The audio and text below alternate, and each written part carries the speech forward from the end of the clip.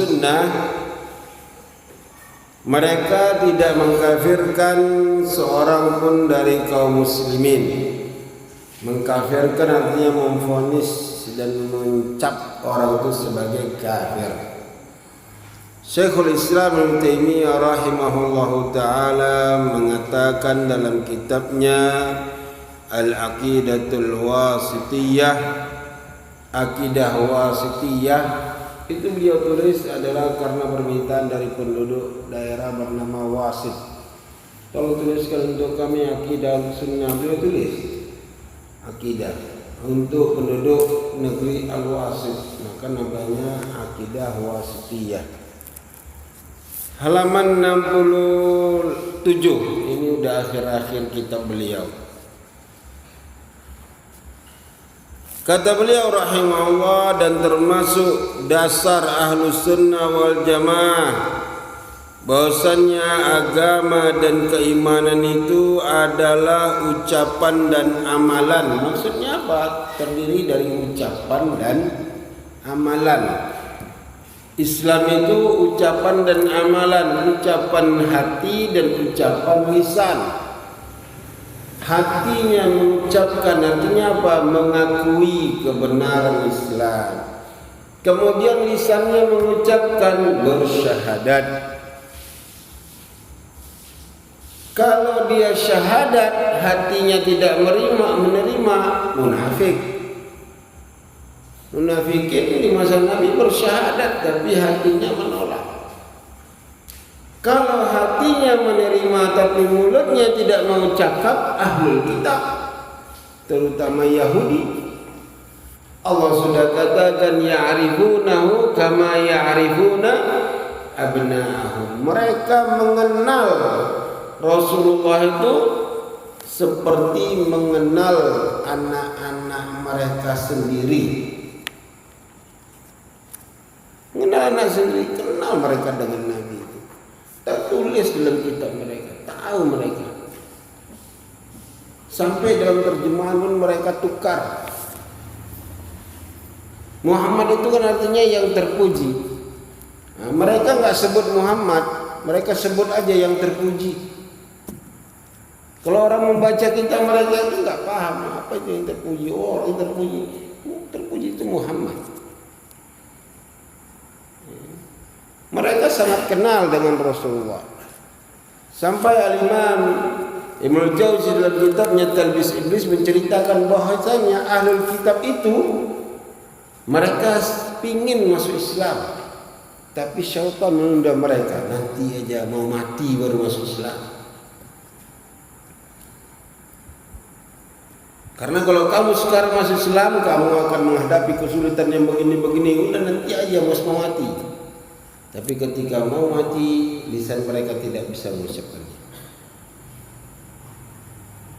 Itu termasuk tipuan iblis kepada ahli kitab.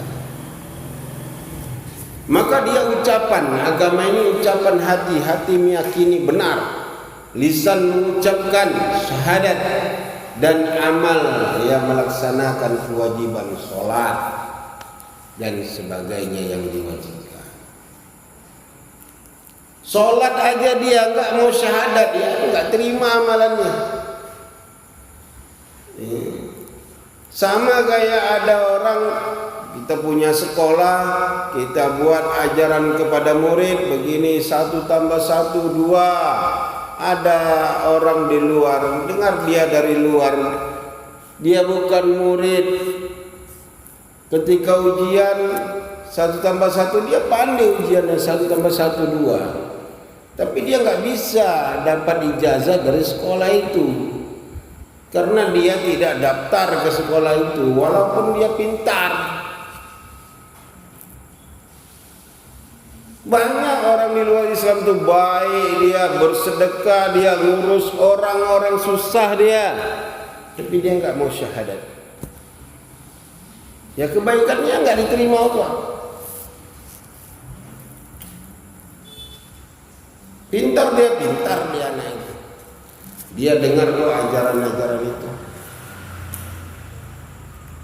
Syahadat pandai.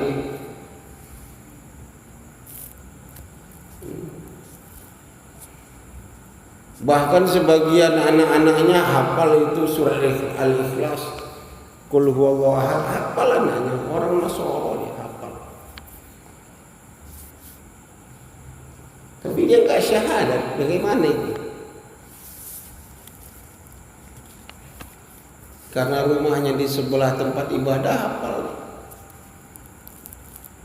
Al-Fatihah dia hafal. Artinya lagi hafal dia. Tapi dia enggak mau syahadat, enggak Islam lah. Makanya agama itu adalah ucapan dan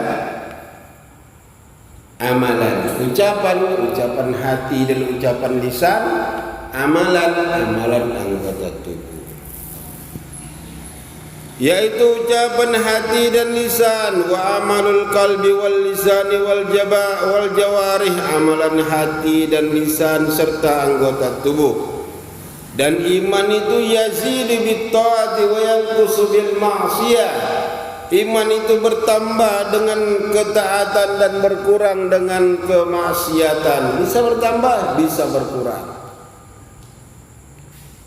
Bahkan berkurang sampai tidak tersisa. Artinya keluar dari Islam. Ketika dia beramal taat, kuat iman.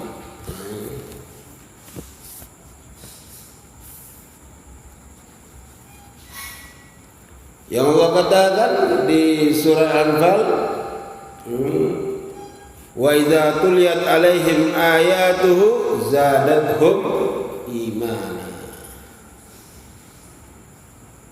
Sesungguhnya orang-orang yang beriman itu adalah orang yang idza dzukirallahu wajilat qulubuhum. Bila diingatkan mereka kepada Allah, wajilat qulubuhum, hati mereka takut. Dan bila dibacakan kepada mereka ayat-ayat Allah, bertambah keimanan mereka. Bertambah keimanan.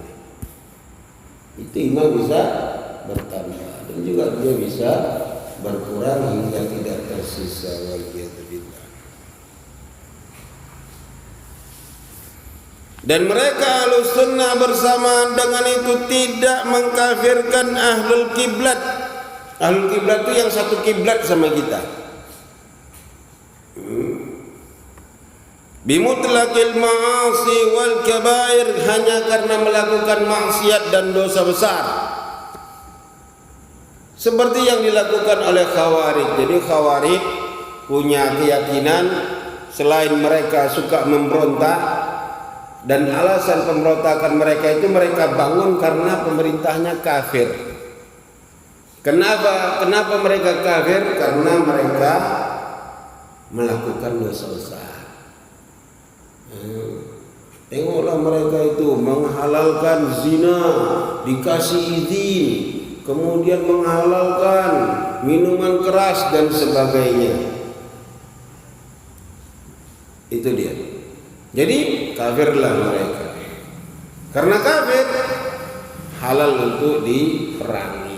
Itu tahapan-tahapannya.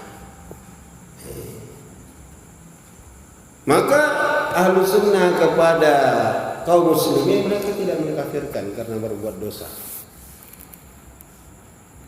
Terjadi di masa Rasulullah, ada yang berzina, ada. Dosa besar. Tapi kalau dia masih lajang, belum pernah menikah, cuma dicambuk 100 kali, diasingkan setahun, nggak dibunuh. Kalau dia sudah menikah, baru dia kena rajam sampai mati. Itu dosa besar, tapi enggak dikafirkan lain-lain. Dan kisah wanita Ghamidiyah itu menjadi dalil bagaimana dia mengaku berzina, kemudian disuruh pulang oleh Rasulullah sampai anakmu lahir. Datang dia lagi kepada Nabi setelah anaknya lahir. Disuruh Nabi lagi pulang sampai bisa hidup tanpa air susu dia. Datang lagi wanita itu membawa anaknya dalam keadaan sudah megang roti. Barulah dia dirajam karena dia sudah pernah menikah. Wanita ini dirajam sampai mati. Ketika ada sahabat yang mencaci dia, kata Nabi, dia ini kalau tobatnya bisa dibagi kepada 70 penduduk Madinah, la wasi'athum, cukup sama 70 orang itu, masuk surga 70 itu. Tapi nggak bisa dibagi. Dan selesai dia dirajam, mati dia, dibungkus, dimandikan, dikafani, disolati, dikuburkan di kuburan kaum muslimin. Kalau dia kafir, tak akan dibuat Nabi seperti itu. Begitu juga ada sahabat yang tertangkap minum khamar. Kata Nabi, dipukulin para sahabat. Ada yang mukul pakai sarung, ada yang mukul pakai sendal, ada yang pakai sorban, pukul. Tapi nggak disuruh Nabi bunuh dia, nggak ada. Itu menunjukkan pelaku dosa besar, dia tidak kafir. Selama dia masih meyakini itu adalah haram. Kata Imam At-Tahawi, wala nukaffiru ahadan bidzambin ma lam yastahillah. Kita tidak boleh mengkafirkan seseorang karena berbuat dosa besar selama dia masih menganggap itu tidak halal. Tidak halal berzina, tergoda dia berzina dia. Tidak kafir dia, dihukum. Wanita Qamidiyah itu dihukum. Ma'is yang datang kepada Rasulullah dihukum. Ya Rasulullah, saya sudah berzina. Datang dia kepada Nabi. Nabi bawa muka sini. Pindah dia. Saya berzina ya Rasulullah. Datang ya Rasulullah, saya berzina. Kau dari suku mana? Suku Fulan. Panggil kepala suku. Datang, ini orang suku kau ya. Orang sehat enggak ini? Wow, sehat ini. Dah, berarti dia bukan orang gila. Berarti pengakuannya bukan sembarang pengakuan, orang waras. Barulah dijalankan hukum. Karena Ma'is itu sudah pernah menikah, dia rajam sampai meninggal. Seperti itu. Jadi tidak dikafirkan karena berbuat. Dihukum ya dihukum. Kalau hukumnya sampai bunuh, dibunuh karena hukuman, bukan karena kafir. Paham? Yang wanita, pria yang sudah pernah menikah, berzina, dihukum mati, tapi masih dianggap muslim. Paham ini ya? Bukan dihukum mati berarti kafir, ya enggak. Dihukum mati sebagai seorang muslim yang mendapat hukum mati. Bukan karena dia kafir. Nanti setelah dia mati diurus seperti jenazah kaum muslimin lain.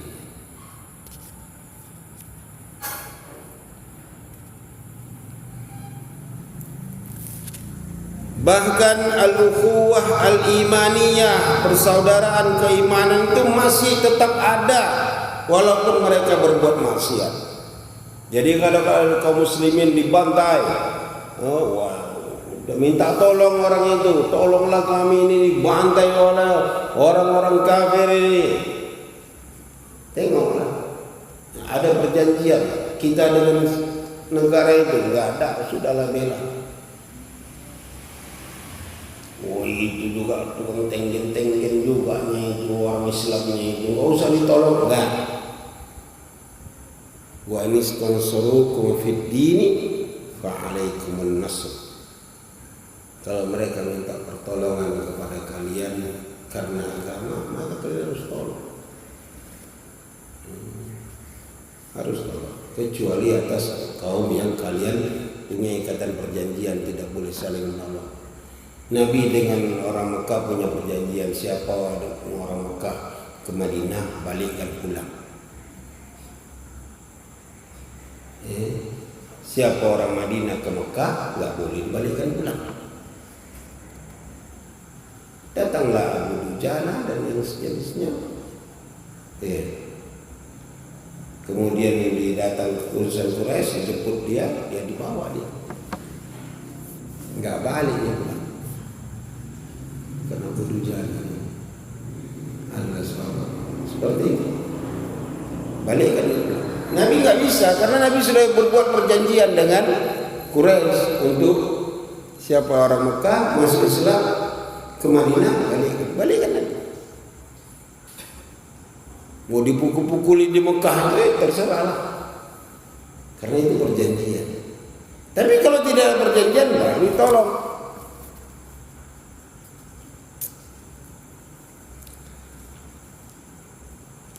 Sebagaimana Allah Ta'ala berfirman di ayat tentang qisas, faman ufiya lahu min akhihi syai'un fattiba'un bil ma'ruf. Maka siapa yang dimaafkan untuk dia dari saudaranya, maka hendaklah dia mengikuti dengan kebaikan. Al-Baqarah 178. Loh, apa rupanya ayat ini kok bisa jadi dalil? Perhatikan ayat itu. Siapa yang dimaafkan untuk dia karena membunuh, dimaafkan oleh wali terbunuh. Disebut di ayat ini min akhihi, saudaranya. Saudara apa? Saudaranya seagama. Disebut di situ nama saudara oleh Allah. Kalau saudaramu yaitu yang wali terbunuh itu memaafkan kamu, maka ikuti dengan ma'ruf yang baik. Apa yang baik itu? Bayar dia 100 ekor unta, 3,5 miliar. Unta paling murah sekarang 35 juta kali 100, 3,5 M. Mahal, kalah itu Amerika. Kami pendukung hak asasi manusia, kalian sanggup mengasih harga 3,5 M? Nggak sanggup. Islam lebih sanggup. Jadi nggak usah cerita menjunjung tinggi hak asasi manusia. Islam yang menjunjung tinggi.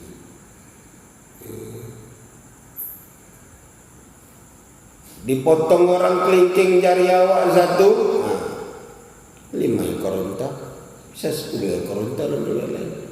35 kali 10, 35 juta. Kali 10, 350 juta.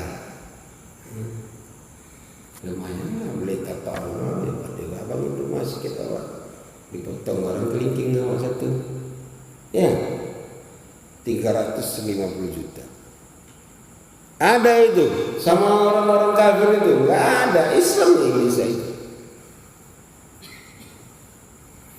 Maka siapa yang dimaafkan untuk dia, maka ikutilah. Dari saudaranya itu memaafkan dia. Wali terbunuh memaafkan dia, karena dia membunuh, diqisas, harus bunuh juga. Kecuali wali terbunuh memaafkan. Bapak si terbunuh, bapak si korban nengok dia, wah ini anak ini tobat memang bagus, ya udahlah saya maafkan aja, nggak usah diqisas, nggak usah dipotong lagi lehernya. Berarti sudah dimaafkan, bayarlah diat. Diat itu pun nggak mesti. Kalau keluarganya memaafkan, nggak usah bayar apa-apa, udah pulang kau saja. Urus orang tua, udah tua. Bisa dimaafkan tanpa dibayar apa-apa. Seperti Huzaifah bin Al-Yaman. Dalam perang bapaknya Al-Yaman seorang muslim, dipikir muslimin lainnya kafir, bunuh. Dia udah teriak, itu bapak aku, bunuh. Udah. Kalau bunuh karena tidak sengaja, tidak sampai qisas, tapi bayar diat. Karena salah paham, mungkin atributnya agak mirip-mirip dengan lorengnya baju orang kafir, terus awak pikir dia dari tentara sana, awak tebas juga. Itu tidak qisas, tapi diat 100 ekor unta. Dan Huzaifah maafkan, enggak usah bayar. Ya. Ada orang bersedekah 3,5 M, dikasih 35,5 M. Kalau duit 100.000 itu ada semeja nih. Tahu lah ya, awak nggak pernah bulan ini. Dikasih orang udah ambil lagi balik.